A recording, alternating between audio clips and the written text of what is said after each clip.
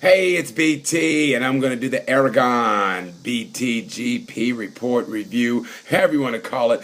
Man, those races. I can't say it's the best weekend ever, but man, it was a good racing, wasn't it? And let's kick it all off. Anyway, glad to be back. If you guys don't know, sometimes this review comes like a couple of days late because I'm out of the country doing some Jason Bourne stuff. But hey, anyway, I'm back. I'm back in the U.S., back on dry land. I watched the race live. And you people who are in Europe, God bless you guys, man. You're lucky. You get to watch the race in the afternoon. I'm doing this. It's 5 o'clock in the morning. I'm doing it. It's 6 o'clock in the morning. I'm trying to stay up. And then that break happens between Moto 2 and Motogp. And I'm like, oh, God. So I got to take a nap and then wake up for the race. And it's just, it's the things we do for GP. The things we do. So when you guys, if the race is in America and you people in Europe have to watch it at 4 or 5 in the morning, goody. Because I just slept till 1 o'clock in the afternoon because I went to bed at 9 o'clock because I watched GP because I'm a GP freak. Anyway, let's get to it. Let me tell you something. Moto 3 is like this. Okay, we tune in to watch the Rolling Stones, right? And who's the opening act? U2. And you're like, are you serious? Are you serious? U2 is the opening act. So Moto 3 is the best opening act in the business, and it didn't disappoint. Now, I've always said, if you watch these reviews, you always say, hey, Danny Kent's going to win it. Danny Kent is cool. That dude looks like a movie star. He's got everything. He got the looks. He knows how to race. He races. I mean, he's raced pitch perfect races, just perfect. This is the one time, for some reason, and I couldn't put my finger on it, didn't it seem like Danny was maybe not as, he pushed maybe just a little bit too much, or he wasn't as comfortable. Like, he didn't have the, hey, I'm Danny Kent, I'm going to win it. I mean, these guys are great, but I'm Danny Kent.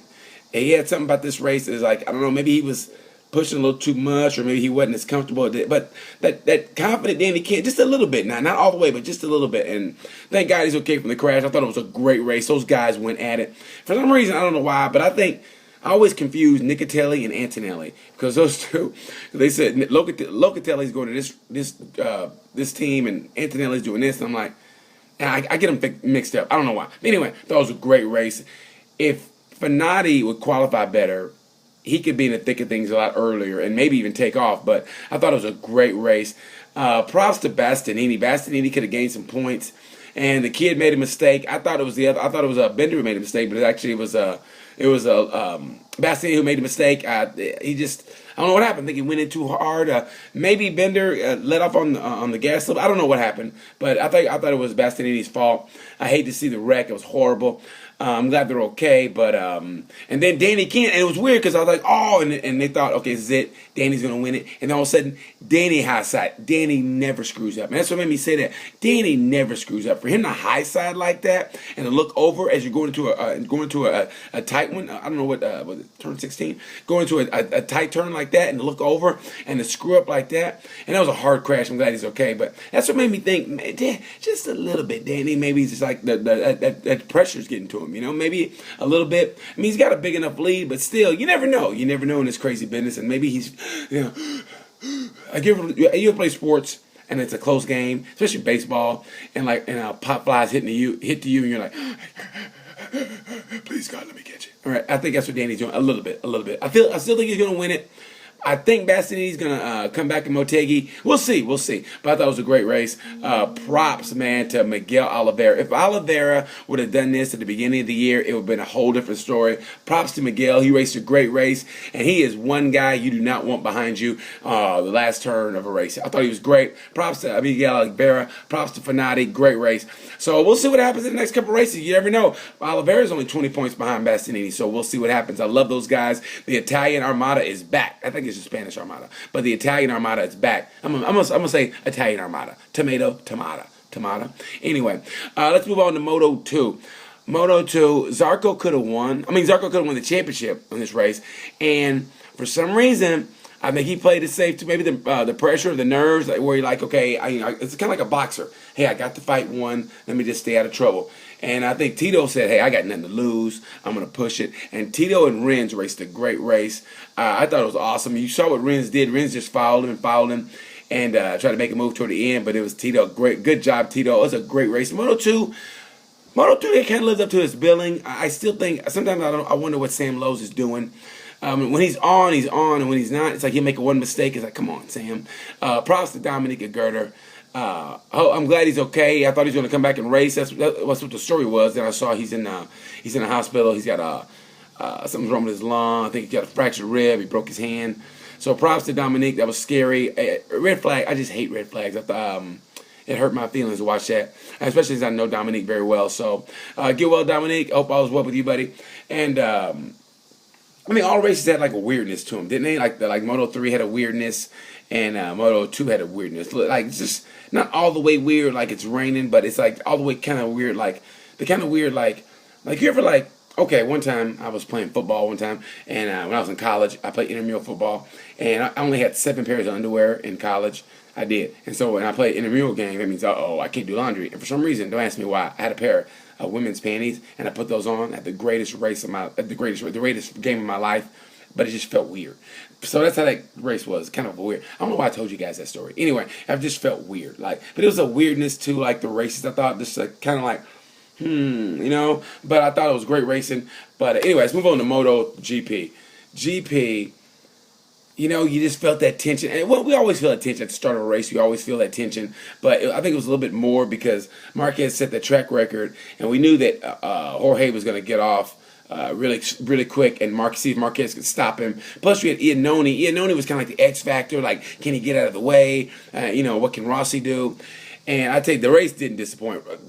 MotoGP this week was like pizza on a Friday night. It never disappoints. I thought it was great. I thought when Jorge took off, like, okay, the race is over. I don't know what happened to Marquez, but then when Marquez passed Iannone, I go, okay, here we go. And then, I'm not going to lie, when Marquez crashed, it just hurt my feeling. I mean, my heart just sunk. I know a lot of people out there don't like Marquez for whatever reason. I understand that. I mean, it's whatever.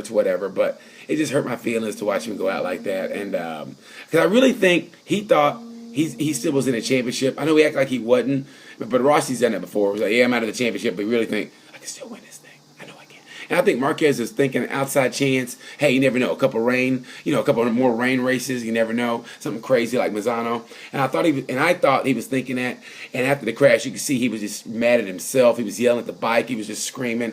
And I felt for the kid. You can say what you want about Marquez, but he is the straw that stirs that drink, because Marquez is always in those races. He's always like, hey, where's Marquez? Where's Marquez? It's like if you watch Kill Bill when Daryl Hannah and Uma Thurman were fighting, and that snake was somewhere in that trailer, and they were fighting, and they were watching the fight. I was like, man, where's that snake? And that's what Marquez is like, hey, where the hell's that damn snake?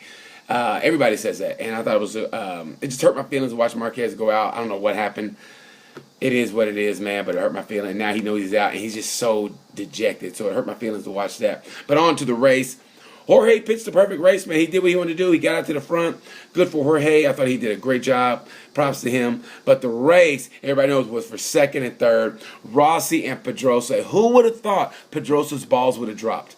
Like, he's like a kid, and all of a sudden, boom, he hit puberty. And even he said it in the post-race. He goes, hey, I'm not known for the battle. It's not really my strong point, the battle. But he made it a strong point this race. Really, Danny? Really? Of all the times for you to decide to get some balls, this was the race? Really, Danny? Really? I mean, but hey, he did a great job, and that made for a great race. Rossi wasn't going to catch Lorenzo, so I thought it was a great battle, a great race, and Rossi did everything he could to come at Danny. And I disagree with Danny. I remember Danny one time at the session when he raced. Remember he wore Casey Stoner out. Remember that when Stoner couldn't get by him, and Stoner went for broke, and he low sided on the last turn.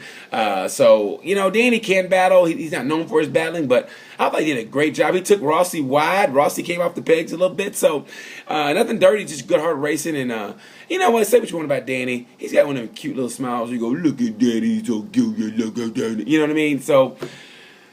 Good for Danny, man. He raced him hard. Props to Iannone. Say what you want about Iannone. That dude was going through some pain, and he stuck it out. I mean, that is a stud. Say what you want, Crazy Joe, whatever. But, man, more props to that guy. He studied it out. He really did. Great fourth-place finish for him. Everybody had problems. Maverick Vinales had problems with some electronics. So did Bradley Smith. Dovey ran a great race, I thought, but I just thought the whole race was great. Props to Lorenzo, cut the lead down, and now Rossi. You can see in Rossi's face if you watch the post post-race press conference, when Lorenzo was talking, Rossi literally was looking at him like this. Like he was intent. And I thought if you watch the post-race press conference, they joked a little bit about how Lorenzo made the shark gesture on his helmet when he came in. And Rossi didn't see it, and they asked him, he goes, no disrespect, I just thought it was funny, we had the helmet in Mazzano, so I thought I was the shark in Aragon. And they all kind of laughed it off. It was like kind of laughed like, yeah, whatever, yeah, you wait till we go to Motogp, yeah. Remember Motogp when I wore your ass out? Yeah, okay. That's what that was like. So anyway, props to those guys. Great racing. This is going way too long, but I'm just so excited. I really am. You don't understand how great it is to watch the race live. You know, even though I had to do this at 5 or 6 in the morning, it was worth every minute of it. I love GP. I love you guys watching this. Rider of the race, Moto 3, Miguel Oliveira. Rider of the race, Moto 2, Tito Rabat. Zarco will come back. I'm sure he was like, well, you know, I just had to do what I had to do and get some points when I'll be back. Oh, my shoes. And then in MotoGP, rider of the race, MotoGP, I'm going to give it to Danny Pedrosa. He went against Rossi, the man. He outdueled Rossi. You know what that's like? That's like a father and son, and they're playing basketball, and the kid's like in high school, and he dunks over his daddy, and he wins it, and he's like, whoa, things have changed. And that's what that was like. Great. Props to Danny, man. Really, props to Danny. His balls dropped that race. He hit puberty. So good for him. Got a little peach fuzz on his nose. A little peach fuzz on his no-ads. No-ads on his marbles. A little peach fuzz on his marbles. Anyway, great race. I cannot wait for Motogp. I think it's going to be great, man. It's going to be some tension. You can slice it with a knife. That's what GP's all about. Anyway, hope you guys enjoyed it. I'm BT with a BT Aragon review. Thank you so much. Talk to you guys later. Peace.